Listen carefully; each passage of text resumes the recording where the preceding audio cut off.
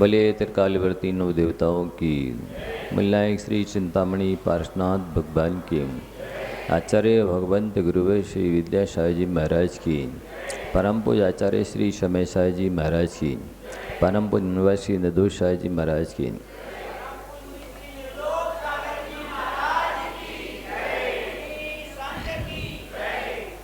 प्यारे बंधुओं,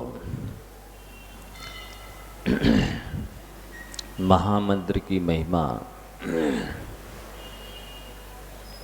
आप सुनने जा रहे हैं।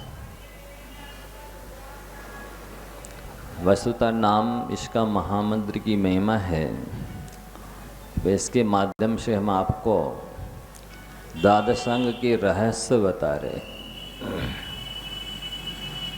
शास्त्रों में कितने रहस्य इसके माध्यम से प्रकट किए गए हैं, वो बहुत ही सुनने समझने जैसे हैं। क्या क्या लिखा है? नमोकार मंत्र सिद्ध किया हुआ ये एक ही मंत्र समस्त कार्यों को करने वाला है। समस्त मंत्र मिल करके एक देश कार्य नहीं कर सकते हैं। दुनिया के जितने भी मंत्र हैं, संसार में जितने भी मंत्र हैं, वे सब मिलकर एक देश कार्य नहीं कर सकते, और अकेला महामंत्र समस्त कार्यों को सिद्ध करने वाला है।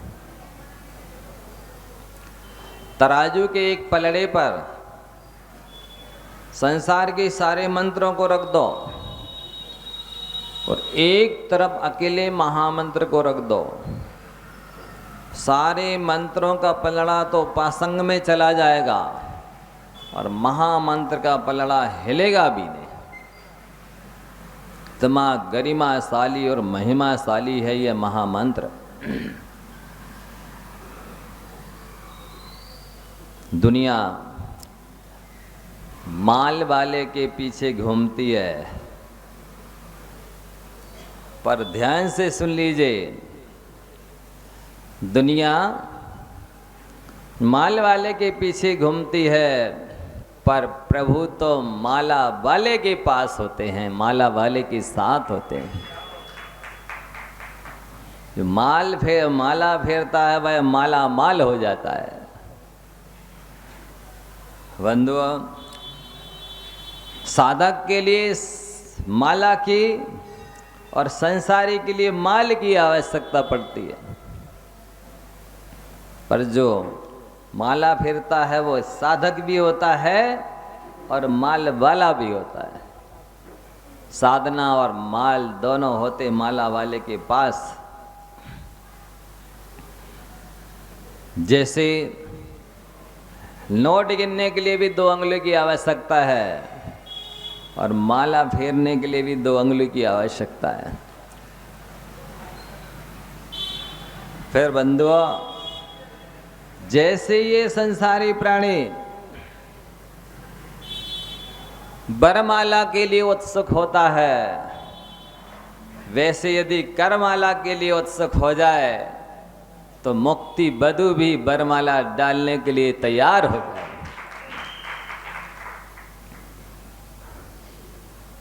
जितनी मालाएं ये संसारी प्राणी वधू के लिए, संसारी वधू के लिए, वरमाला के लिए फेरता है, काश उतनी मालाएं मुक्ति वधू के लिए फेर ले तो मुक्ति वधू को प्राप्त होना कठिन नहीं है।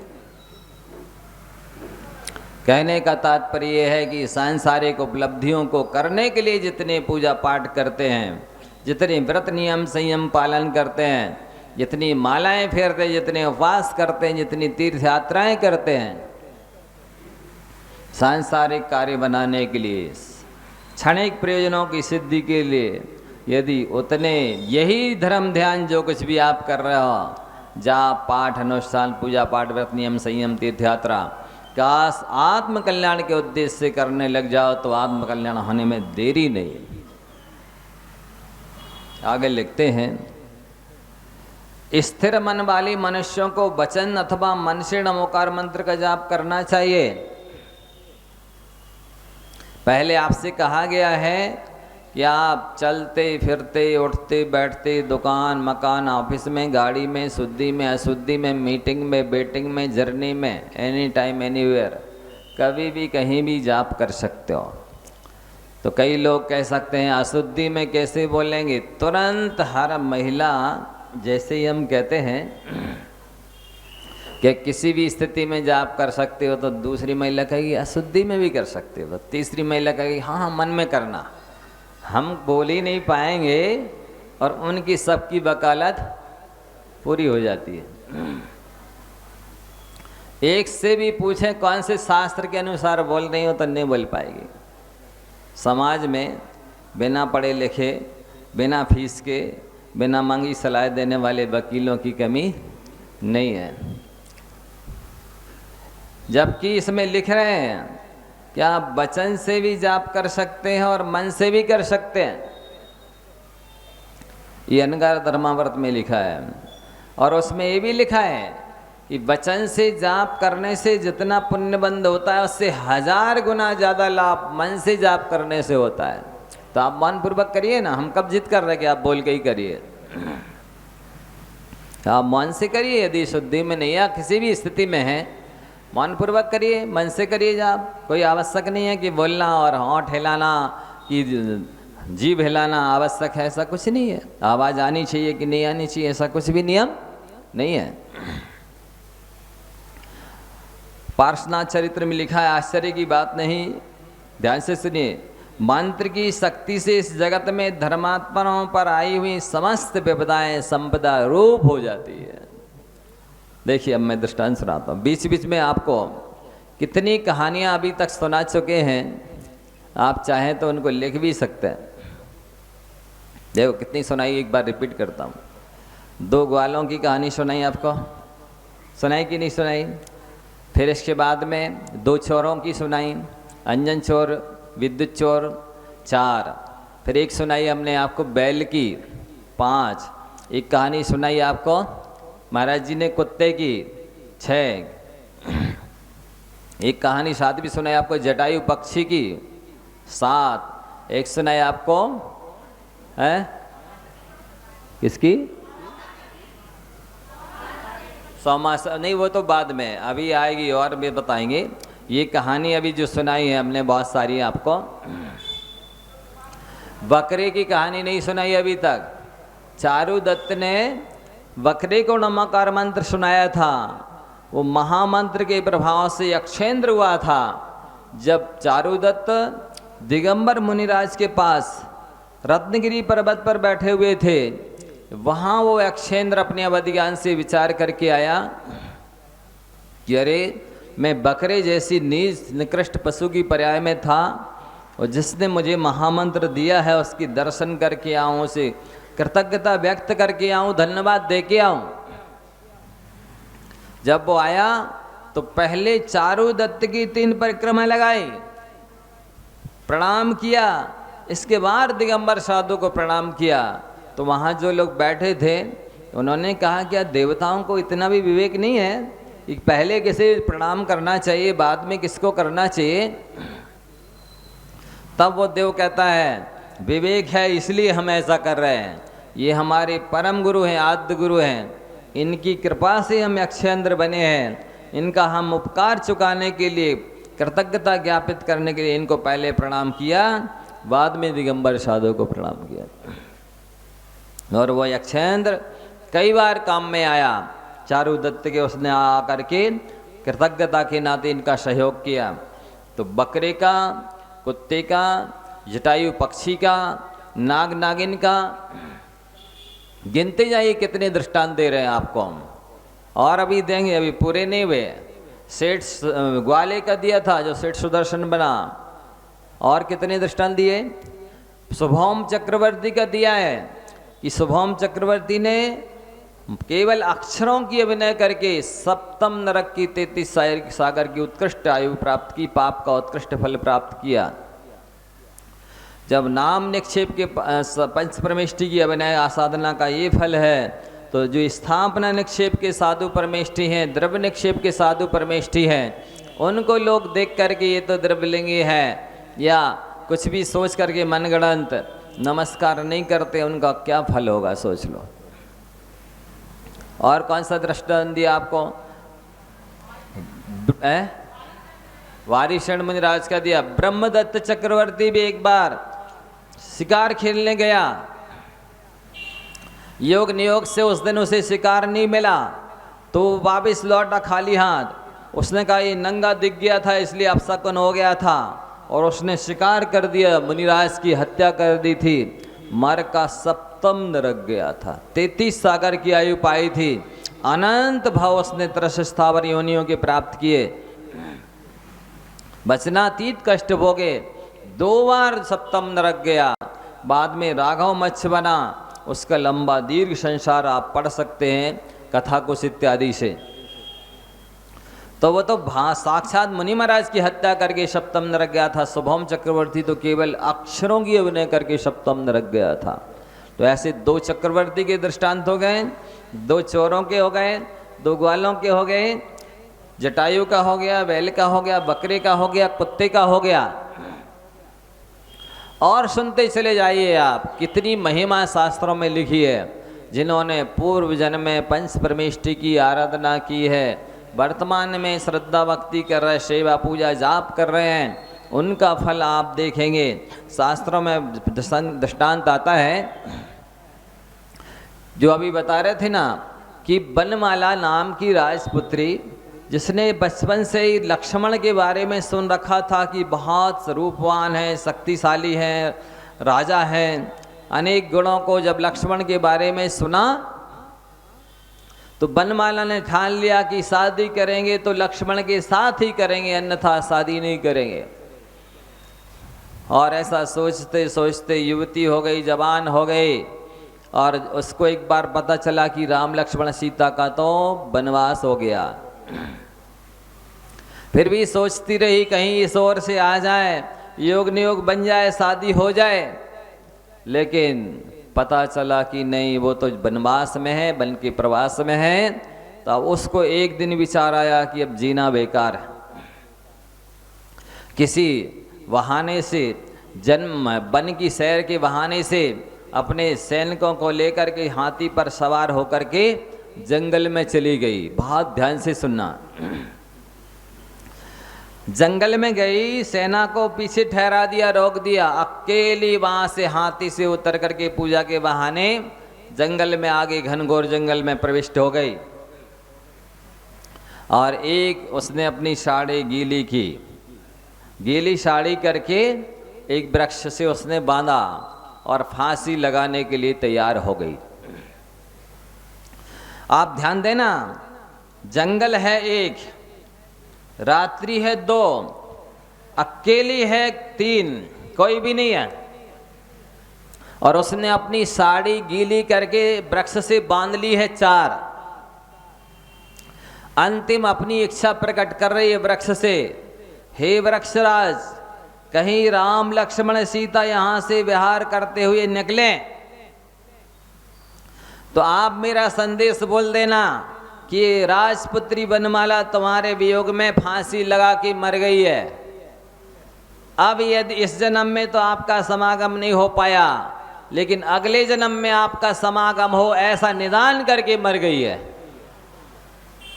आप देखिए, जिन्होंने जन्मांतरों में पंच परमेष्टि की आराधना की है, उसे जन्म में पंच परमेष्टि की सेवा भक्ति पूजा की है, जंगल में रात्रि के समय उसी वृक्ष के पास राम लक्ष्मण सीता की पल्लव की सैया बना करके विश्राम करा के राम सीता को, और लक्ष्मण थोड़ा सा वन की सुषमा देखने के लिए, वन की सैर करने के लिए निकल पड़े। देखते हैं चांदनी रात है, बहुत सुंदर वातावरण लग रहा है, और देखा कहीं से खुशबू आ रही है। थोड़ा सा नज़र फैलाई, देखा कि कोई स्त्री है, और उसका कौतुक देखने के लिए उसी वृक्ष के पीछे छुप गए कि देखता हूँ ये महिला क्या कर रही है। उसी वृक्ष के नीचे वो खड़ी है, और उसी वृक्ष के तना के पीछे वो लक्ष्मण जी छुपे हुए हैं। और ये सारे शब्द लक्ष्मण ने सुन लिए कि देखो मैं इस वृक्ष के नीचे फांसी लगा रही है, और ये सारे शब्द लक्ष्मण के कान में पड़ गए कि हे वृक्षराज, ये राजपुत्री वनमाला लक्ष्मण के वियोग में फांसी लगा के मर रही है और यह अभिलाषा रख करके कि इस जन्म में तो मेरा समागम आपके साथ नहीं हो पाया, अगले जन्म में होवे। जैसे ही उसने गले में वो अपनी धोती लगाई और लक्ष्मण ने हाथ पकड़ लिया, अरे पगली देख, जिसके वियोग में तू मर रही है ये लक्ष्मण ये खड़ा है। बंधुओं, ये कहलाता है धर्म का फल, ये है पुण्य का प्रताप कि जंगल है, रात्रि है, अकेली है और रस्सी उसमें गीली साड़ी बांध दी गई है, केवल गले में फंसा ली, बांधने वाली है, लेकिन धर्म ऐसे रक्षा करता है। विश्वास करो बंधुओं, पुण्य होगा आपके पल्ले में। आप चिंता करते हैं वृद्धावस्था में क्या होगा, कौन मेरी समाधि कराएगा, कौन मेरा सहयोग करेगा। अरे जिनके पल्ले में पुण्य होता है, जिन्होंने पंच परमेष्टि की सच्चे मन से आराधना की, भक्ति पूजा जाप किया है, वो कहीं भी रहें। ये मैं एक से एक दृष्टांत सुना रहा हूँ, लाइन से सुनते जाइए। ये वन का दृष्टांत है कि वन में रहने पर भी जीव की रक्षा नमोकार इस तरह करता है। उसने देखा एक तरफ छोड़ दी साड़ी और लक्ष्मण के अंग लग गए और वो लेकर के थोड़ी देर में राम और सीता चर्चा करते हैं, अरे लक्ष्मण कहाँ चला गया, पता नहीं, हम लोगों को तो विश्राम करा के कहाँ निकल गया, अभी तक नहीं आया। इतने में वो वनमाला को लेके 5 जाते हैं और राम को सौंप देते हैं। ये इस तरह से इसका हाल, सारा हाल सुना देते हैं। तो पुण्य रहता है बंधुओं, तो जंगल में, रात्रि में, अकेले में, वहाँ भी सहयोग करने के लिए कोई पहुँच जाता है। पहले मैंने आपको दृष्टांत दिया था कि कहाँ वो नाग नागिन, कहाँ तो पाप के उदय से नाग नागिन की पर्याय, और उसमें भी अपनी जान बचाने के लिए, छुपने के लिए लकड़ी के अंदर घुस गए हैं, और जिस सिरे से घुसे हैं वही सिरा यज्ञ के उसमें हवन कुंड में लगा दिया गया है। अब बताइए ऐसी स्थिति में कौन रक्षा करे, कौन समाधि कराए, बताइए। 2 ज्ञान वालों के बस की बात नहीं है, तो 3 ज्ञान वालों के उनका पुण्य जन्मांतरों का रहा होगा कि 3 ज्ञान वाले को खींच लिया और सामान्य व्यक्ति ने साक्षात तीर्थंकर को अपनी समाधि करने के लिए बुला लिया। हाथी पर बैठकर जा रहे थे, उसी रास्ते से बुला लिया, हाथी से नीचे उनके पुण्य ने उतरवा लिया और उस व्यक्ति को बताया कि इसके अंदर नाग नागिन जल रहे हैं। उसको गुस्सा आता है, कहाँ हैं, उसको धीरे से फाड़ा जाता है, निकाला जाता है। तो साक्षात पारसनाथ भगवान उनकी समाधि कराते हैं। बंधुओं, आप व्यर्थ की अज्ञानता से मोहवश चिंता करते हैं, मेरी सेवा कौन करेगा, मुझे पानी कौन देगा वृद्धावस्था में, मेरी समाधि कौन कराएगा। अरे नमोकार का जाप करो, अपनी रक्षा आप करो। नमोकार मंत्र का जाप करोगे, कहीं भी रहो, किसी भी स्थिति में रहो, कोई ना कोई सेवा करने वाला आएगा, कोई ना कोई समाधि कराने वाले आएगा। ये धर्म पर विश्वास कीजिए, पुण्य पर विश्वास कीजिए, इस तरह से रक्षा करता है। एक दृष्टांत देवी लिख लीजिए, आगे चल करके देखिए, ध्यान से सुनना। रावण का बहनोई खरदूषण, क्योंकि चंद्रनखा का उसने हरण किया था, बाद में उसने पीछा किया कि इसको जान से मार डालें, लेकिन मंदोदरी ने समझाया कि ये परपुरुष ने उसको पकड़ लिया है और उसने भी उसको चाहा है, अब इसको मारने से कोई फायदा नहीं है, क्योंकि तुम्हारी बहन विधवा हो जाएगी, किसी को तो दे नहीं है, इसी के साथ शादी कर दो। शादी कर दी खरदूषण की। 14 अक्षौहिणी प्रमाण सेना जिसके पास थी, जिस समय राम लक्ष्मण का युद्ध होने के लिए तैयार हुआ, 4.5 करोड़ कुमार सेना के लिए निकले थे, सेना में निकले थे राम लक्ष्मण से युद्ध करने के लिए। कितने? 4.5 करोड़, एक से एक बलशाली सूरवीर से कुमार। तो ऐसी 14 अक्षौहिणी प्रमाण सेना थी, किसकी? खरदूषण की। उसका पुत्र था शंभुक। शंभुक उसके मन में आया मुझे सूर्यहास खड्ग सिद्ध करना है, तो वो घनघोर जंगल में निकल गया। वहीं चित्रकूट पर्वत के पास एक बांस के भिरे में अंदर बैठ गया। उसने संकल्प किया कि मैं जब तक ये विद्या सूर्यहास खड्ग सिद्ध नहीं होगा, मैं दूसरे स्थान पर नहीं जाऊंगा। स्थान का प्रमाण किया। दूसरा वस्त्र नहीं पहनूंगा, वस्त्र का प्रमाण किया। एक ही अन्न का भोजन करूंगा। चौथा उसने प्रमाण किया कि मैं किसी स्त्री का मुंह नहीं देखूंगा। पांचवा उसमें संकल्प किया कि एक ही मंत्र का जाप करूंगा। और छठवा संकल्प किया कि जब तक पूरे मंत्रों का जाप नहीं होगा तो चाहे अग्नि बरसे चाहे पानी, कहीं नहीं जाऊंगा। ऐसा कठोर व्रत लेकर के, संकल्प लेकर के वो चंद्रनखा खुरदूषण का पुत्र शंभु जाकर के बैठ गया।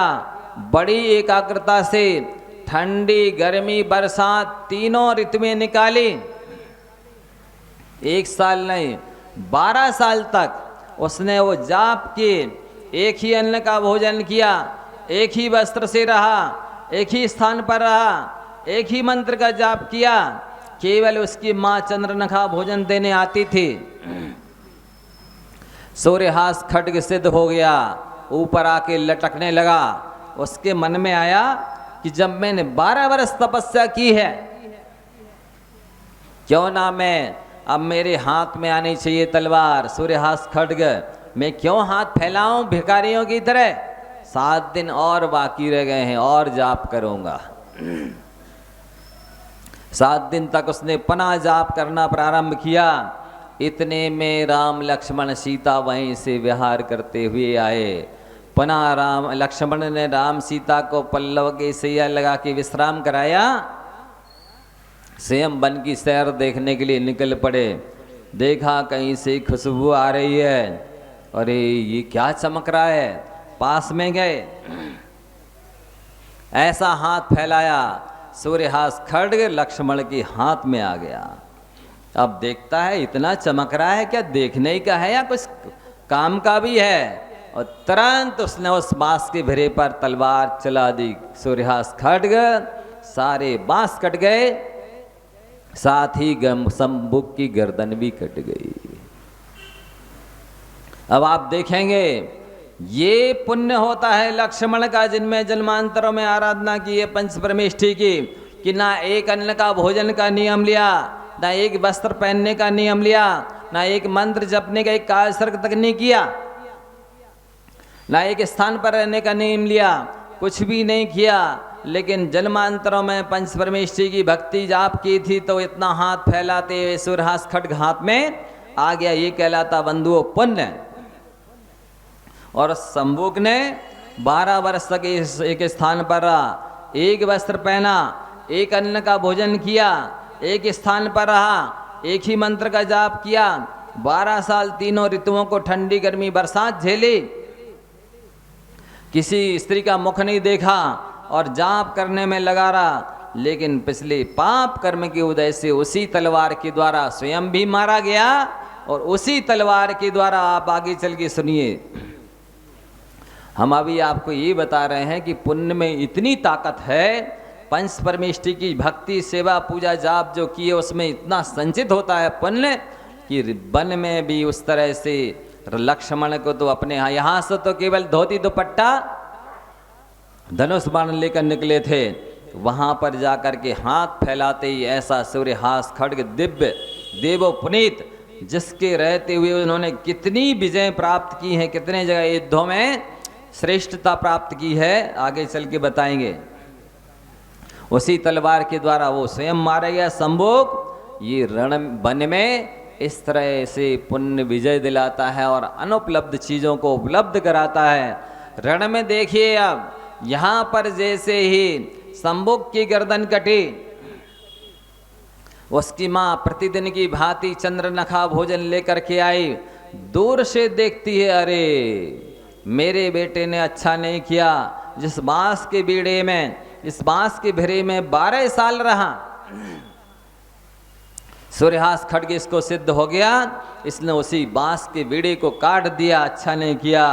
जैसी पास में आई तो देखा कि अरे मेरे बच्चे की तो गर्दन कटी पड़ी है। तुरंत एकदम शोकाकुल हो गई, बेचैन आकुल व्याकुल हो गई। बच्चे की गर्दन को उठाया, सीने से लगाया, विलाप करने लगी, रोने चिल्लाने लगी, कौन शत्रु है इस जंगल में जिसने मेरे बेटे की गर्दन काटी है? मैं देखती हूँ मेरा भाई रावण है, मेरा पति खरगदूषण है, उस शत्रु के मैं मिट्टी में मिलवा दूंगी, उसका सत्यानाश करवा दूंगी। ऐसा विचार करती हुई वहाँ घूम रही थी। देखा एक स्थान पर राम लक्ष्मण सीता बैठे हुए हैं। ऐसे देव कुमार जैसे सुंदर राजकुमार, देखते ही वो सारा गम शोक भूल गई, बच्चे की गर्दन को कुम्हड़ा की तरह एक तरफ फेंक दिया। अब शोक के स्थान पर काम वासना जागृत हो गई। तुरंत विद्या के द्वारा 16 वर्ष की कन्या का रूप बनाया और अनेक तरह से त्रिया चरित्र करते हुए राम लक्ष्मण सीता के पास पहुंच गई। कहने लगी मेरे माँ बाप मर गए, कोई नहीं है मेरा, मैं अनाथ हूँ, आप मुझे स्वीकार कर लें, अपने चरणों की दासी बना लें। राम के पास तो सीता बैठी थी, उन्होंने देखा भी नहीं आँख उठा के। जब वो लक्ष्मण के पास गए तो लक्ष्मण ने भी जब कोई स्वीकार नहीं किया, कोई प्रतिक्रिया नहीं की, अब स्त्री का अपमान हो गया। स्त्री का अपमान हो जाए तब वो कुल का और सर्वविनाश कर देती, करा डालती है, बहुत खतरनाक होती है स्त्री। आप लोगों की बात नहीं कर रहे। तो उसने क्या किया, त्रिया चरित्र रचा, सारे बाल फैला लिए, अपने नाखूनों से अपने सीना पर निशान बना लिए, चोली स्वयं की स्वयं ने फाड़ डाली और रोती बिलखती पहुंच गई अपने पति खरदूषण के पास। अरे आप रावण के दम बहनोई हैं और आपके रहते हुए जंगलों में 2 वनवासी हैं जो भूमि गोचरी, उनने मेरे शील का हरण करना चाहा, मेरे साथ बलात्कार करना चाहा, मेरे साथ बहुत दुर्व्यवहार किया है। मैं किसी तरह अपने शील की रक्षा करके आई हूँ। अब आप देख लीजिए मेरी ऐसी दशा कर डाली, अब क्या करना है। व्यक्ति पत्नी का यदि कोई अपमान कर दे तो अपने प्राणों की बलि दे देता है, न्यौछावर कर देता है, अपने आप को होम डालता है। ऐसा विवेकी मोही संसारी प्राणी होता है। तुरंत खरदूषण युद्ध करने के लिए निकल पड़ा। 14,000 अक्षौहिणी प्रमाण सेना जिसके पास है और एक से एक बलवान सूरवीर योद्धा जिसके साथ हैं, वो अकेले युद्ध करने, वो पूरी सेना लेकर जो अकेले राम लक्ष्मण सीता हैं वहाँ निकल पड़ा।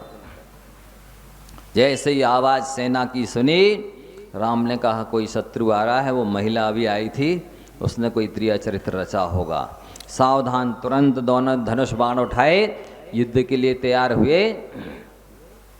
लक्ष्मण ने कहा भैया आपका ये अनुज ही अकेला पर्याप्त है, आप तो राजपुत्री की रक्षा कीजिए, मैं देखता हूँ। और जैसे ही वह लक्ष्मण जी उस खरदूषण से युद्ध करने के लिए चले, अकेले हैं, केवल सूर्यहास खड्ग हाथ में है। अब युद्ध करने जैसे ही गए, आप देखिए जंगल है, 14,000 अक्षौहिणी प्रमाण सेना लेकर शत्रु सामने खड़ा युद्ध करने के लिए। लेकिन जन्मांतरों में जिन्होंने पंच परमेष्टि की आराधना की है, भक्ति की है, उससे जो पुण्य संचय हुआ है, अचानक विराधत विद्याधर बहुत बड़ी सेना लेकर के लक्ष्मण की शरण में आ गया कि आपकी मैं शरण में हूँ, मुझे सेवा का अवसर दीजिए। बंधुओं, उस विराधित विद्याधर की सहायता लेकर के लक्ष्मण ने 14,000 अक्षौहिणी प्रमाण सेना वाले खरदूषण को उसी सूर्यहास खड्ग से मार गिराया। ये देखिए लक्ष्मण का पुण्य कि वहाँ जंगल में भी सहयोग करने वाला विराधित विद्याधर आ गया, और ये कहलाता है पाप। कहाँ 14 अक्षौहिणी प्रमाण सेना का मतलब 14 करोड़ लोग उसके साथ हैं।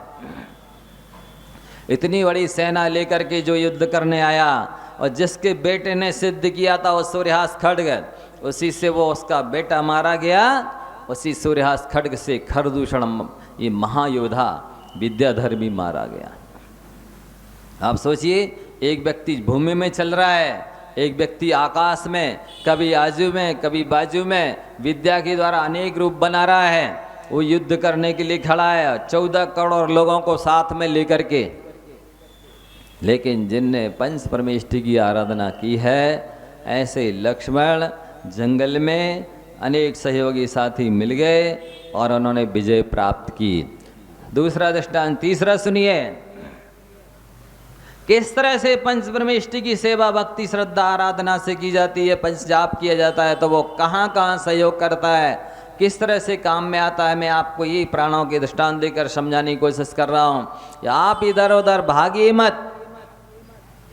नीम हम हकीम खतरे जान बोलते भी जाते हैं और उन्हीं के जंगल में भी फंस जाते हैं। जैसे पक्षी लोग गाते रहते हैं, शिकारी जंगल में आता है, दाने का लोभ दिखाता है, जाल में फंसना नहीं चाहिए। वो पक्षी गाते भी जाते हैं और जहाँ पर दाना डला है वहीं पर जाल डला है, उसी में फंस जाते हैं और फंसे फंसे भी गाते रहते हैं, शिकारी जंगल में आता है, दाने का लोभ दिखाता है, जाल में फंसना नहीं चाहिए। ऐसे इस मनुष्यों की दशा हो रही है, इन उच्च कुल वालों की दशा हो रही है। इनके पास जन्म से लमोकार मंत्र क्या है? कामधेनु है। लमोकार मंत्र क्या है? कल्प वृक्ष है। लमोकार मंत्र क्या है? चिंतामणि रत्न है। लमोकार मंत्र क्या है? पारस पत्थर है। लमोकार मंत्र क्या है? दिव्य रसायन है। उससे क्या नहीं हो सकता? सब कुछ हो सकता है। लेकिन ये मोही अज्ञानी प्राणी उस जन्म से ले महामंत्र को, इस वरदान को अभिशाप में बदलते हैं। जो रागी द्वेषी कामी क्रोधी देवी देवताओं के पास, यहाँ वहाँ के फकीरों के पास जाते हैं और गिड़गिड़ाते हैं, सहयोग सहायता मांगते हैं। मुझे विस्तार से इसलिए बताने की आवश्यकता पड़ रही है बंधु, आपके पास सब कुछ है, आप इसका श्रद्धा विशुद्धि एकाग्रता से प्रयोग तो कीजिए। तो वन में इस तरह रक्षा होती है, रण में इस तरह रक्षा होती है। मनि रणे शत्रु जलाग्नि मध्य महारणवे पर्वत मस्तके वा सुप्तम प्रमत्तम विषमस्ततम वा रक्षन्ति पुण्यानि पराकृतानि। कितने दृष्टांत दिए? वन का दृष्टांत वन वाला याद रखना, और लक्ष्मण के लिए सूर्यहास खड्ग की प्राप्ति होना ये रखना। रण का दृष्टांत यहाँ खरदूषण विद्याधर के महासंग्राम में लक्ष्मण की विजय होना ये याद रखना। कितने गिना रहा हूं, गिन नहीं पाएंगे, इतने दृष्टांत में दे रहा हूं। शत्रु के मध्य में पड़े हुए आप ध्यान से सुनिए। जिस समय ये लक्ष्मण घिर गया तो कोई नहीं था, उसने किसी को बुलाया भी नहीं था लक्ष्मण ने, बल्कि उल्टा वहां पर रावण को जैसे ही खरदूषण ने समाचार भेजा कि मैं शत्रु से युद्ध करने के लिए जा रहा हूं, आप मेरे सहयोग करने के लिए आए, वहां लक्ष्य जो रावण था वो पुष्पक विमान में बैठ करके खरदूषण की सहायता के लिए आया था। अब देखिए, रास्ते में जैसे ही देखा एक स्वरूप महिला बैठी है, देखते ही सारी विद्याएं भूल गया। रावण अपना लक्ष्य भूल गया, रावण अपना यश भूल गया, रावण अपनी शक्ति भूल गया, रावण सब कुछ भूल गया। और उसने अपनी अवलोकनी नाम की विद्या से देखा ये कौन है। उस विद्या ने बता दिया ये राम लक्ष्मण है, ये सीता है। अच्छा, इनकी रहती तो मैं सीता को ले ही नहीं सकता है। और लक्ष्मण जो खरदूषण से युद्ध करने गया था, उस समय बोल गया था मेरे ऊपर कोई विपत्ति आएगी तो मैं सिंहनाद करूंगा। और उसने समझ लिया अवलोकनी विद्या के माध्यम से, और छल से स्वयं सिंहनाद कर दिया, भैया भैया भैया बचाओ बचाओ बचाओ। इस तरह से करुण विलाप कर रहे हैं लक्ष्मण। तुरंत रामचंद्र ने कहा ये फूलों की माला से सीता को ढक दिया, तुम यहीं रहना, कहीं नहीं जाना, मैं आता हूँ। जैसे ही रण में पहुँचे तो लक्ष्मण कहते आपने गलत कर दिया, आपको नहीं आना था, वो किसी ने छल से किया है ऐसा, आप तुरंत चले जाइए।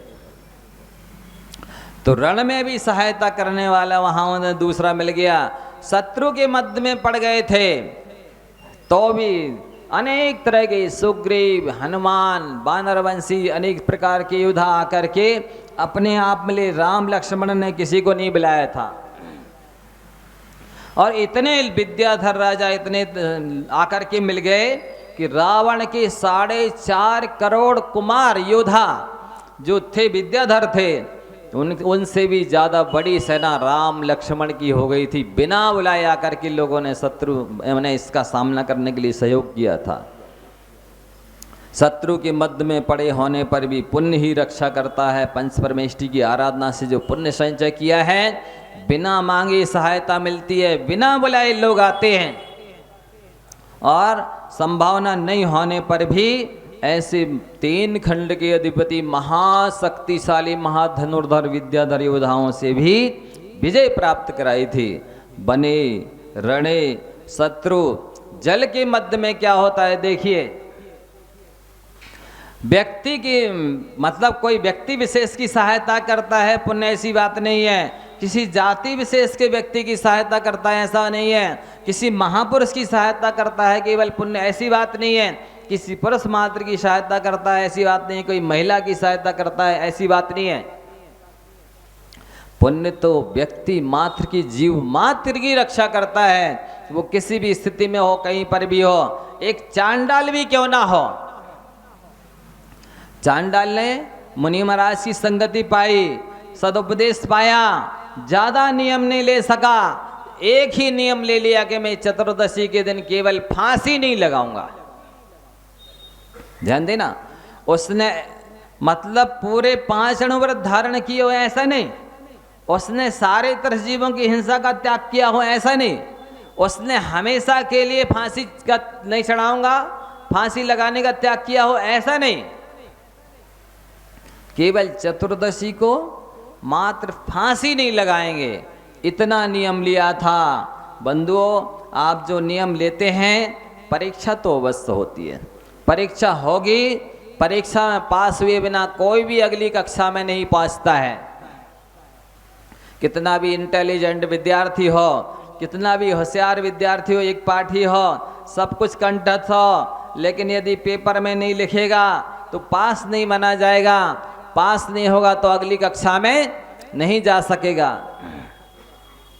हुआ ऐसा कि अष्टानिक के पर्व में राजा ने घोषणा दिलाई, कोई भी शिकार नहीं करेगा, जीवों की हिंसा नहीं करेगा।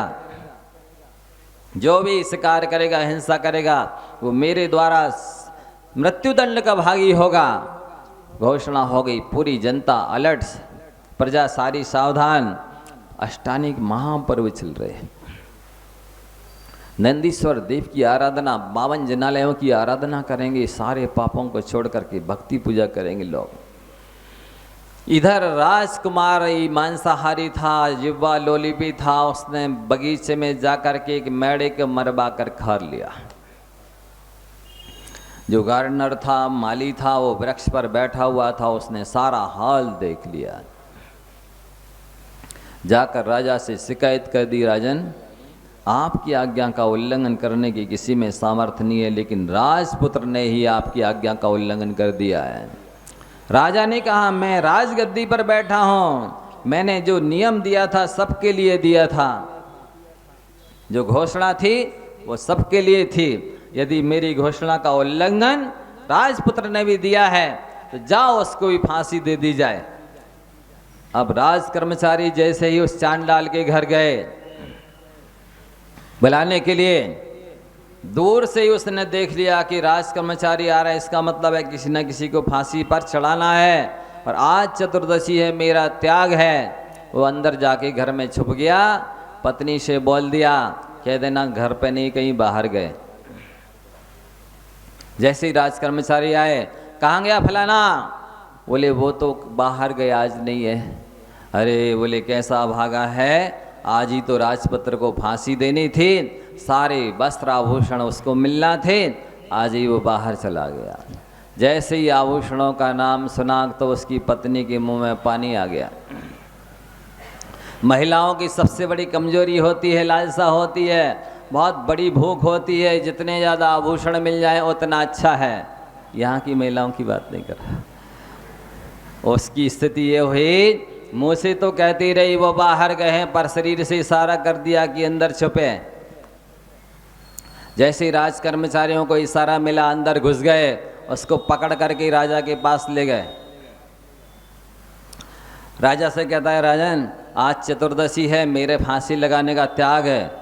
राजा को तो बहुत गुस्सा आया, मैं इतने बड़े राज्य का स्वामी मालिक और ये इतना तुच्छ प्राणी, नीच निकृष्ट चांडाल, ये मेरे को नियम संयम दिखा रहा है, चतुर्दशी बता रहा है, ये फांसी नहीं लगाता है तो इसको और राजपुत्र को दोनों को पोटली बांधो और गहरे तालाब में जहां मगरमच्छ हो वहां फेंक दो, मगरमच्छ इन दोनों को खा लेंगे।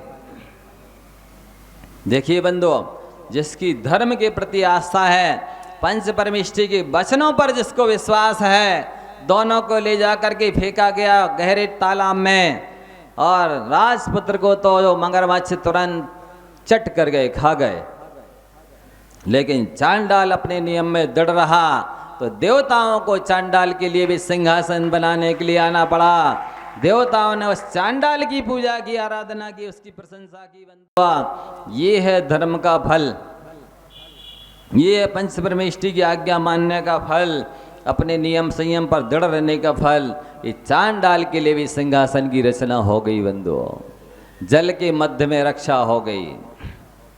कितने दृष्टांत आप दे दिए, वन का दृष्टांत वनमाला का, लक्ष्मण का, खरदूषण का, इसके बाद में बने रणे शत्रु, जल के मध्य में ये दे दिया चांडाल का। आगे मैं दे रहा हूँ, गिनती लिखते जाइए, गिनती हो तो करते जाइए।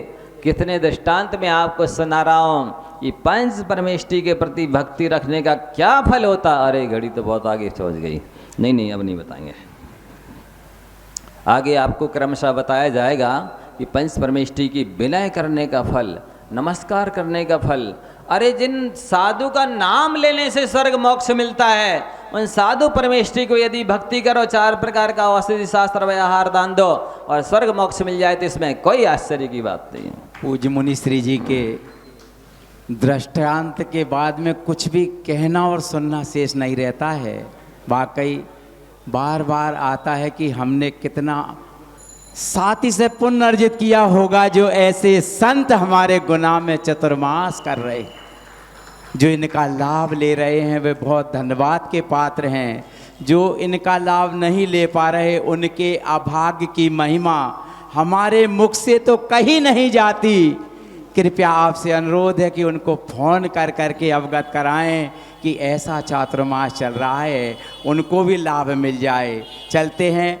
आज 51,000 रुपये की राशि में जिन जिन ने भी अपनी भावनाएं व्यक्त की थी, उनके मंगल कलश स्थापित होंगे। हमारे कैंची बिड़ी परिवार बंटी भैया, वास्तव में महाराज जी आप अनेक उदाहरण दे रहे हैं, उसमें से एक उदाहरण इनका भी है। विगत 3-4 दिन पहले एक्सीडेंट में पूरे परिवार के साथ थे, लेकिन बाल बाल बच गए। नमोकार मंत्र की। इसलिए अभी भी जिसने नहीं लिया हो 1 लाख माला का नियम ले लें, पुस्तक और काउंटिंग मशीन यहाँ पे रखी है, 9 बार नमोकार पढ़ के ले ले। श्रीफल चढ़ा करके आशीर्वाद प्राप्त करें। मशीन खराब हो गई हो पानी में, बेबी ले ले, लेकिन आगे ध्यान रखें पानी से रक्षा करें। अरुण कुमार जी, ऋषि कुमार जी, मनन कुमार जी, चौधरी स्टील फर्नीचर की ओर से जो कितने 51,000 रुपये की राशि नगद प्राप्त हो गई है। जोरदार तालियां बजाइए। एवं चौधरी प्रकाश चंद जी, चंद्र प्रकाश जी, सौरभ कुमार जी, पिपरई वालों के भी 51,000 रुपये की राशि नगद प्राप्त हो गई है।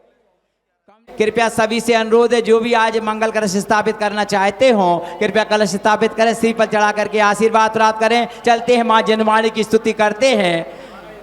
हाँ, क्या नाम है? सुल्तान सिंह जी महाराज श्री। एक सुल्तान सिंह जी हैं, जैन धर्म किसका जो माने उसका। ये भी आपकी काउंटिंग मशीन की बहुत प्रभावित हुए हैं। श्री पर चढ़ा के आशीर्वाद प्राप्त करें और महाराज श्री के हाथों से काउंटिंग मशीन प्राप्त करें। 3 दिन से भावना बा रहे हैं कि हमको ये कैसे मिलेगी। नरेश भैया साथ में जाएं, उनको ले जाएं। चलते हैं, माँ जनवाणी की स्तुति करते हैं। जावाणी के ज्ञान से सूझे लोकालोक, सोवाणी मस्तक नमो सदा देत हूँ ढोक। हे जिनवाणी भारती माँ तो है जपो दिन रैन, जो तेरो सरना गहे सो पावे सुख चैन। देव भजो अरिहंत को गुरु सेवो निर्ग्रंथ, दया धर्म पालो सदा यही मोक्ष का।